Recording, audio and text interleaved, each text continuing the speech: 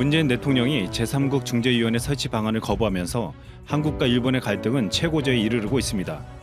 일본의 아베는 한국의 반도체 소재 공급을 끊어 상당한 타격을 주려했습니다. 일부 언론에서는 우리가 일본에 불화수소를 받지 못하면 한국의 반도체 산업이 멈춰설 것이란 보도도 많았습니다. 아베의 계획은 한국이 반도체 소재를 조달받지 못해 혼돈에 빠지게 만들고 자신들의 요구를 받아들이게 만드는 것이었습니다. 그 요구는 18일까지 한국 대법원의 강제징용 배상 판결 분쟁 해결을 위해 제3국에 의한 중재위원회 설치 방안을 받아들이라는 것이었죠.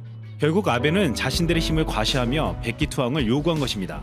하지만 문재인 대통령은 16일 당당히 거부 입장을 발표했습니다. 이러한 문재인 대통령의 발언은 원칙적인 소신을 밝힌 것으로도 비춰졌지만 지난 10일 30대 기업 총수와 간담회를 갖고 정부의 대책이 세워지면서 나온 발언이어서 주목할 만했습니다. 정부는 일본의 수출 규제에 따른 국내 기업의 피해를 최소화하기 위해 가용자원을 총동원하기로 약속하고 기업들은 부품 국산화에 공감하고 정부의 규제 완화와 지속적인 지원을 부탁했습니다. 그리고 실제적인 대책들이 가능한지 실무자들과 협의를 한 것입니다. 현재 대한민국은 아베의 생각과는 전혀 다르게 흘러가고 있습니다. 문재인 대통령은 일본에 더 큰 폐해가 갈 것임을 경고한다고 말했는데요. 그 의미가 무엇이었는지 지금부터 살펴보겠습니다. LG는 이미 일본의 여러 가지 상황을 예측하고 국산화 작업을 이전부터 시작한 바 있었습니다. 현재 국내 한 기업에 불화수소를 받아 안전성을 테스트하고 있는 상황입니다. 한 달 후 결과에서 이 테스트가 성공을 거둔다면 LG 디스플레이 측은 곧바로 생산 공정에 적용할 계획이라고 합니다. 일본의 수출 규제로 인해 삼성전자와 SK 하이닉스도 불화수소 국산화 작업에 나섰습니다. 16일 보도에서 삼성전자와 SK 하이닉스는 국내 불화수소 제조업체와 협력해 실제 공정에 적용할 수 있는지 테스트 중이라고 합니다. 수십 년간 반도체 업계에서 종사해온 한 관계자는 특정 국가의 특정 기업만 생산 가능한 반도체 소재는 사실상 없다고 본다면서 시간이 조금 걸리고 그에 따른 약간의 기회비용이 발생할 뿐 얼마든지 대체 가능하다고 말한 바 있습니다. 그동안 한국의 협력사도 불화수소를 고순도 가스로 만드는 일본의 기술을 따라잡기 위해 노력해왔다고 했습니다. 다만 불량류 우려 때문에 아직 공정에 쓸 수는 없는 것이었다고 했는데요. 일본의 공급에 대한 신뢰가 떨어지면서 이제 국산도 적극적으로 품질 테스트를 한 후 성공하면 공정에 사용하려고 계획하고 있습니다. 삼성전자와 SK 하이닉스는 국산 테스트 기간 동안 최대한 시중의 물량을 모으거나 사용량을 아껴 쓴다는 계획입니다. 그리고 수개월 안에 국산 품질 테스트가 끝나고 이를 공정에 투입할 수 있게 되면 일본산과 영원히 결별하는 것이죠. 아베는 일본산 불화수소를 안 주면 한국이 결국 무릎 꿇고 자신의 뜻대로 돌아갈 줄 알았지만 우리는 아베의 의도대로 움직이지 않았습니다. 대신 잘못된 행동에 대한 응징을 준비하고 있을 뿐이죠. 지금 일본은 한국이 국산화에 성공해 자신들의 수출에 손실을 입을 거란 불안감에 휩싸이고 있습니다. 니혼게이자이 신문은 그동안 삼성전자는 품질과 납기 문제 등을 고려해 일본산 이외의 불화수소를 사용하는 것을 고려하지 않았지만 이번 일본 정부의 수출 규제로 생각이 바뀌고 있다면서 한국 반도체 업체의 일본 소재 산업 이탈이 본격화할 가능성이 작지 않다고 우려했습니다. 일본이 불화수소 수출 규제에 나서자 러시아가 더 좋은 불화수소를 공급할 수 있다고 밝힌 데 이어 중국의 화학기업 방화그룹이 한국 반도체 업체에 불화수소를 공급키로 했다는 보도도 나왔습니다. 이 말이 사실이라면 일본이 수출을 끊으려 하자 한국의 대기업들은 단기적으로 중국과 대만에서 대체할 수 있는 공급처를 찾은 것입니다. 일본은 자신들이 공급하지 않으면 한국의 생산이 멈출 줄 알았지만 우리는 대체 공급처를 찾았고 더 나아가 중장기적으로 국산에 나서고 있는 것이죠. 우리 정부와 기업들은 아베의 생각처럼 그렇게 허약하지 않았습니다. 이미 아베의 공격에 단기적인 해법과 중장기적인 대책을 세워놓았습니다. 앞으로 한국의 대기업들이 일본산 부품을 대체해 완벽한 국산화를 이루려면 국내의 중소기업들을 살려 함께 연구 개발해 나가야 할 것입니다. 부품과 소재를 개발하는 국내 중소기업들도 성장할 수 있는 기회가 생긴 것이죠. 또한 수입처를 다변화시켜 일본 의존도를 낮춰 적어도 이런 상황을 만들지 않을 것입니다. 결국 일본 아베의 한국 때리기는 한국 대기업들을 자극하여 일본에 등을 돌리게 만들었고 일본 수출 기업들에게 피해를 주며 일본이 국제적으로 비난받게 만들었습니다. 그리고 한국 대기업들을 각성시키고 중소기업들에게 기회를 주었습니다. 앞으로 당장 충격은 있을지 모르겠지만 우리에겐 오히려 잘된 일인지도 모릅니다. 대한민국의 환상적인 통계가 세간의 이목을 집중시키고 있습니다. 지난 4월 29일 한국의 감염자는 단 4명, 그것도 4명이 모두 해외 유입 사례인 것을 감안하면 한국 내 감염자는 단 1명도 발생하지 않은 것으로 확인되었습니다. 이러한 사실이 보도되자 유엔 사무총장인 안토니오 구테우스는 세계 각국은 한국을 벤치마킹해야 한다며 한국을 높이 평가했습니다. 어떠한 소식인지 확인해 보도록 하겠습니다. 한국은 최근에 2,900만 명의 국민들이 모이는 국회의원 선거가 있었습니다. 위기 상황에서 세계 각국은 한국이 모험을 감행한다고 생각했을지도 모릅니다. 그러기에 세계 각국은 우려 반, 기대 반으로 한국의 상황을 지켜보았습니다. 그런데 그러한 우려는 기우에 불과한 것으로 확인되었습니다. 벌써 선거가 끝난 지 2주가 지났음에도 불구하고 오히려 상황은 더욱 좋아진 것이죠. 최근에는 한국의 감염 통계가 한 자릿수로 떨어지더니 지난 29일에는 단 한 명의 국내 환자도 발생하지 않았기 때문입니다. 또한 질병관리본부에 따르면 지난 5월 1일에도 감염자가 6명 발생했지만 모두 해외 유입으로 한국 내 감염자는 0명이라고 발표했습니다. 이러한 상황이 세계에 알려지자 외신들은 한국의 대단함에 혀를 내둘렀습니다. 뉴욕타임즈 보도에 따르면 안토니오 구테우스 유엔 사무총장은 한국 내 감염자가 단 한 명도 없다는 사실에 대해서 놀라움을 표시했다고 합니다. 그러면서 유엔 사무총장은 세계의 많은 국가들이 한국의 놀라운 예를 따르기를 희망한다며 한국의 사례가 세계 여러 국가에 이어지기를 희망한다고 언급했습니다. 즉 바꾸어 말하면 그는 K-방역의 기술력이 세계 선도에 있다는 것을 인정한 것으로 볼 수 있죠. 정말 감개무량한 순간입니다. 대한민국은 지난 100여 년 전만 해도 많은 수난을 겪었습니다. 열강의 침략도 있었고 자원뿐만 아니라 기술력도 부족해 근현대사로 넘어오면서 항상 선진국에 뒤처지는 후발주자였습니다. 그래서 몇십 년간 한국은 다른 선진국들을 모방하며 따라가기에 급급했습니다.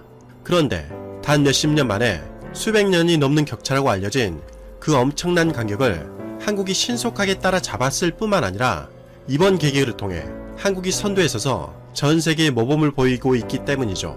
이제는 다른 국가들도 한국의 선진적인 K-방역 시스템을 배우는데 시간을 할애하고 있습니다.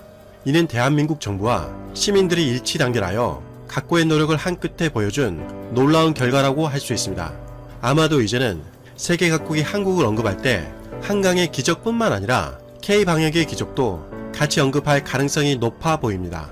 그러나 안토니오 구테우스 유엔 사무총장은 다른 국가들에게는 냉정한 평가를 내렸습니다.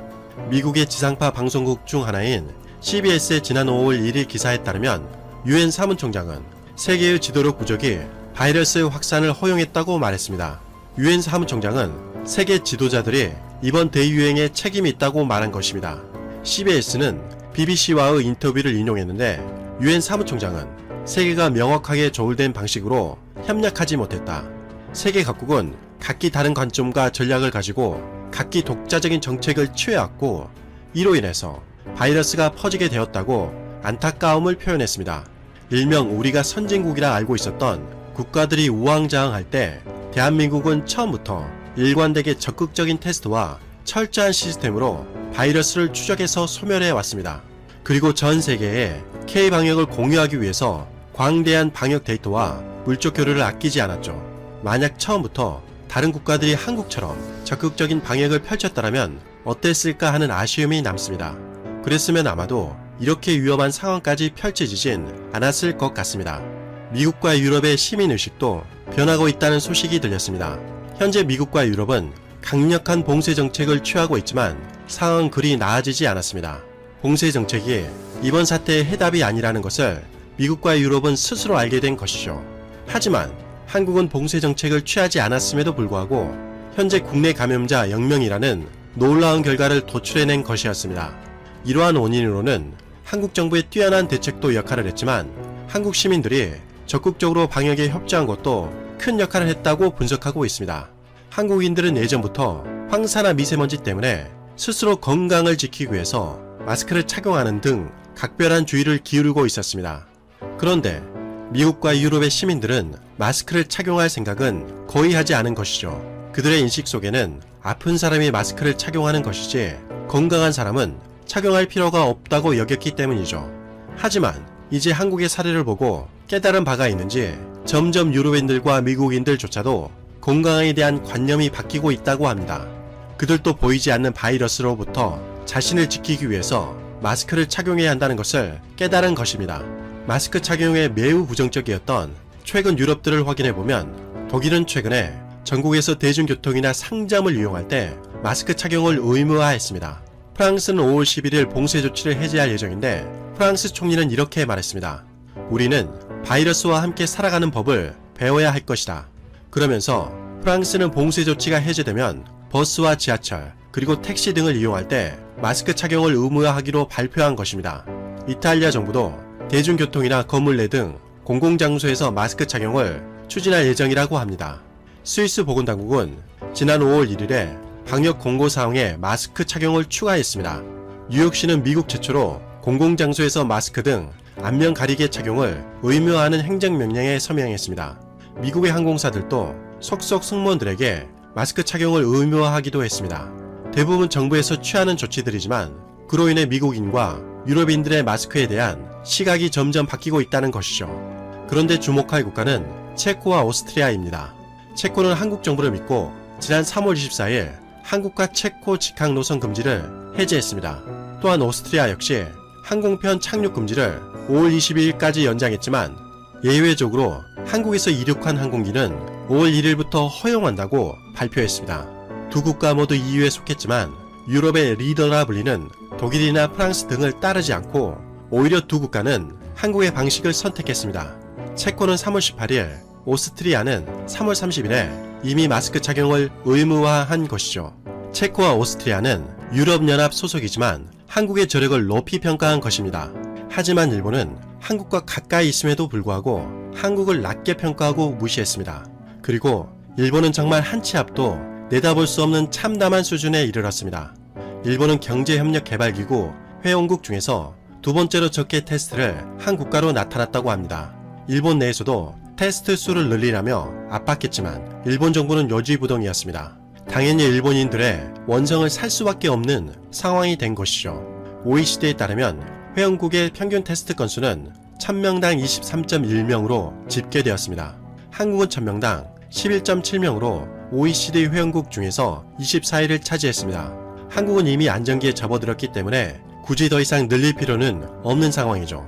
문제는 일본인데 일본은 현재 테스트 건수가 1000명당 1.8명으로 36개 회원국 중에서 35위에 머무르는 수모를 당했습니다.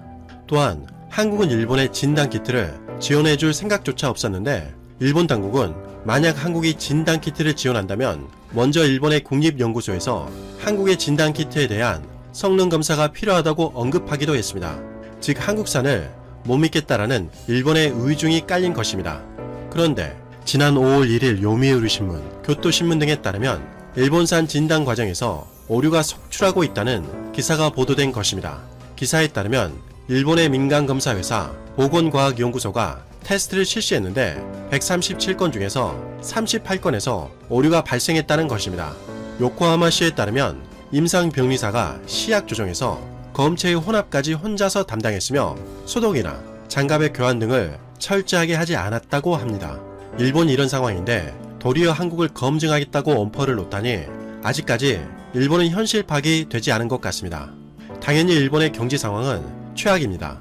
지난 5월 2일 교토신문에 따르면 상장 기업의 2020년 1분기부터 3분기 순이익 합계가 전년 동기 대비 67.3%가 줄었다고 보도했습니다. 역시 예상대로 일본 파산 기업도 폭발적으로 늘고 있다는 소식도 들렸습니다. 일본 언론 데이터뱅크에 따르면 일본에서 파산하는 기업의 수는 1월 달에는 713건, 2월 달에는 634건, 3월 달에는 744건으로 확인되었습니다. 이는 전년 동월 대비 1월은 2.7% 증가, 2월은 2.3% 증가였지만 3월은 더욱 폭발적으로 증가해 14.3%까지 늘어났다고 합니다. 특히 이번 2월 26일에서 4월 30일까지 이번 사태와 관련된 수치만 확인하면 모두 109건으로 확인되고 있다고 보도했습니다. 일본이 악화일로를 달리고 있을 때 한국의 위상은 갈수록 높아지고 있습니다. 외교부에 따르면 지난 5월 1일 영국의 아담스 국무상은 이태호 외교부 2차관과 전화통화를 갖고 현재 대응 방안에 대해서 의견을 교환했다고 합니다.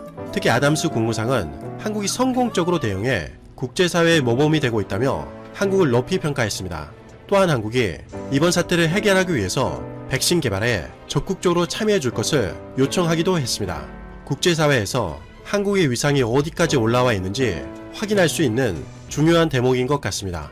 지난 5월 1일 산업통상자원부에 따르면 4월 진단키트 수출액은 2억 123만 4천 달러, 수출 물량은 178톤으로 집계되었습니다. 3월 2,410만 1,000달러 수출액에 비해서 무려 한 달 사이에 약 8배가 뛴 것입니다.